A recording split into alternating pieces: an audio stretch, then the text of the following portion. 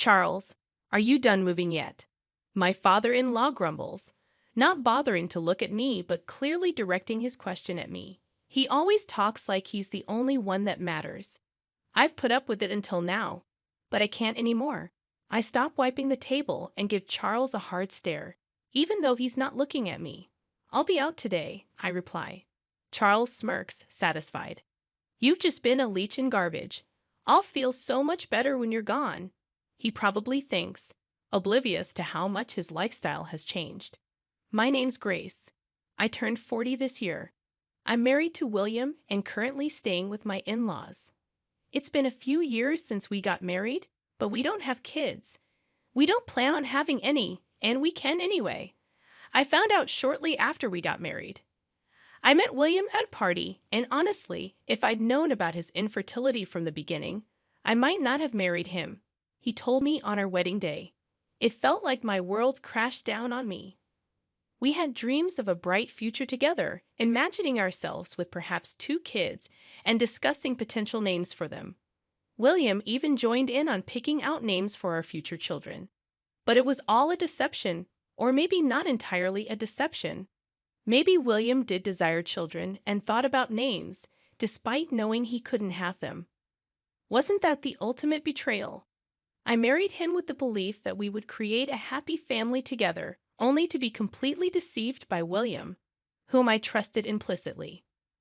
While some might have immediately filed for divorce upon discovering such a truth, divorce isn't a straightforward option for me. I had already committed to building a family with my in-laws, who are the only ones we can truly call parents. I couldn't just announce to them the day after becoming a family that we were getting divorced. Living with the in-laws meant facing the inevitable question of when we would start a family. So we decided to break the news to them right away. Naturally, we didn't blame William. Instead, we attributed our childlessness to a medical issue on my end. When they found out we couldn't have children, my in-laws were livid.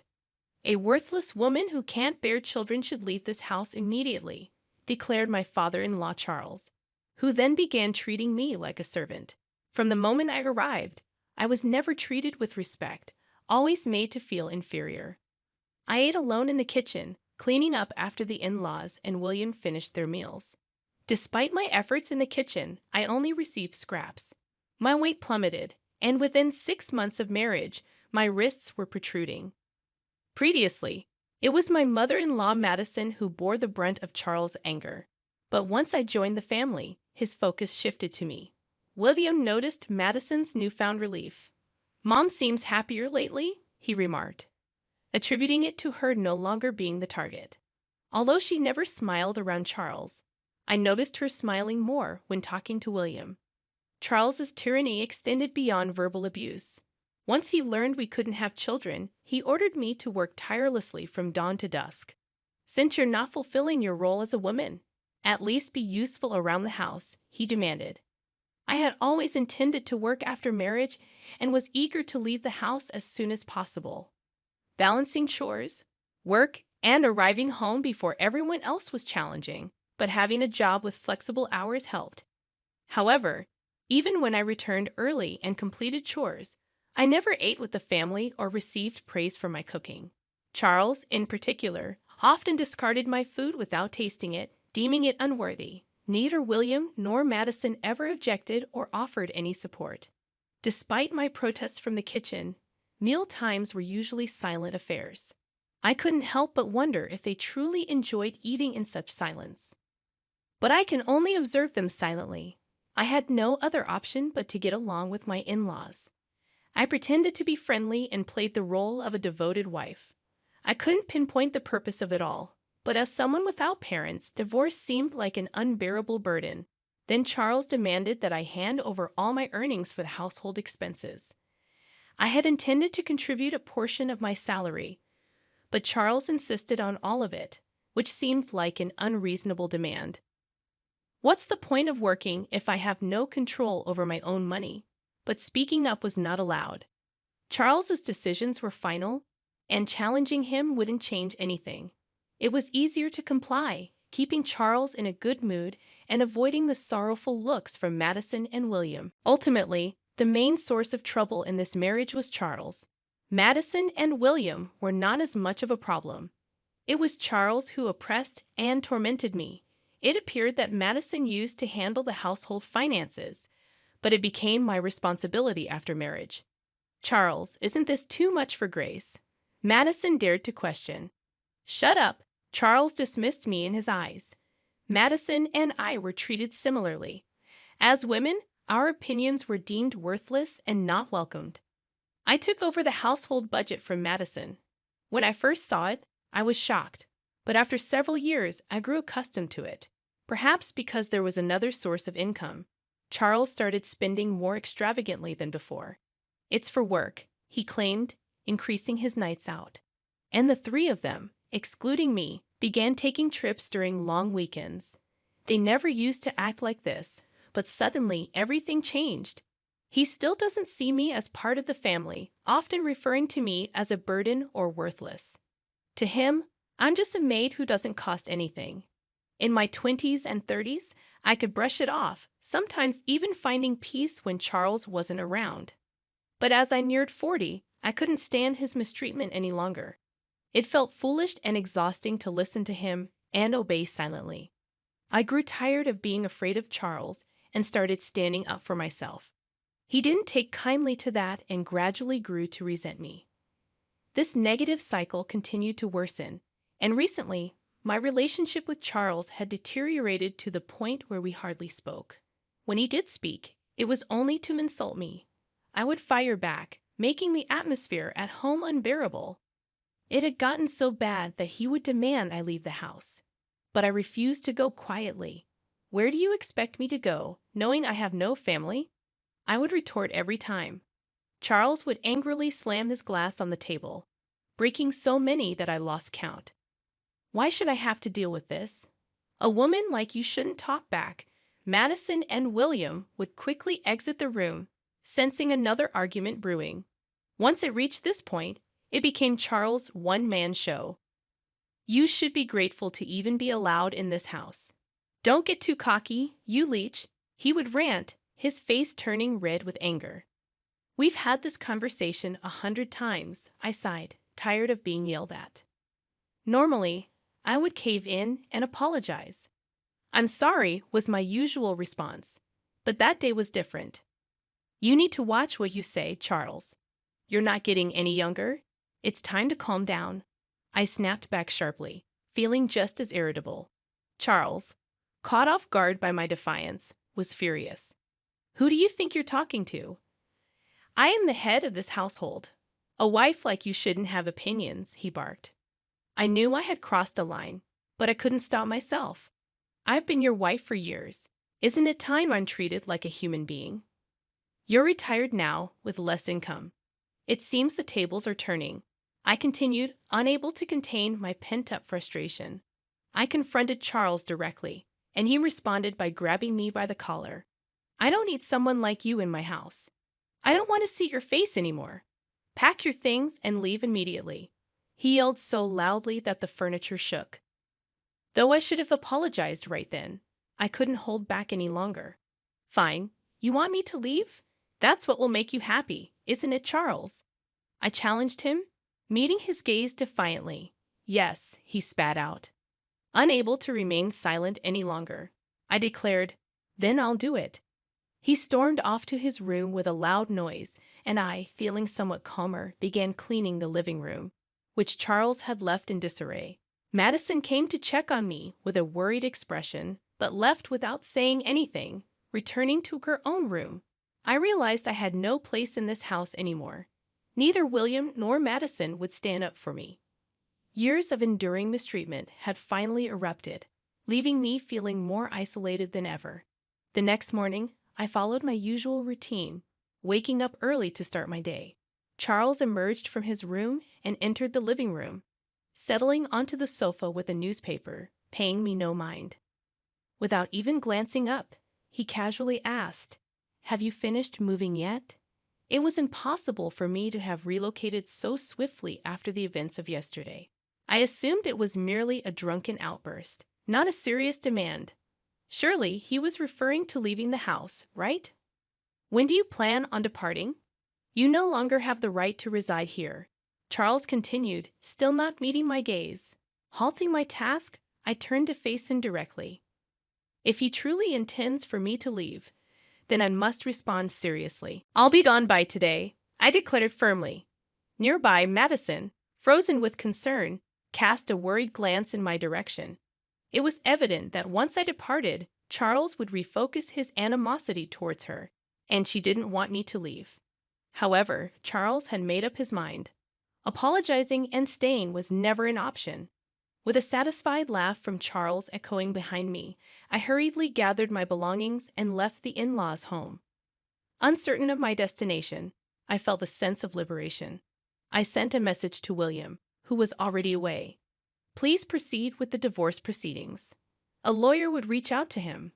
With that, I powered off my phone. In the following days, I engaged a lawyer who reached out to William and the in-laws. Charles, convinced that divorce was inevitable, pressured William to swiftly sign the papers. William hesitated, glancing back and forth between me and the divorce documents. But there was no room for second thoughts. With Charles's insistence and my determination to move forward, he reluctantly complied. I have no money to spare for a woman like you, but dealing with lawyers is a nuisance, so I'll foot the bill, Charles grumbled, his arrogance palpable. The lawyer offered a wry smile at his demeanor. Despite his reluctance, William signed the agreement under Charles's stern gaze.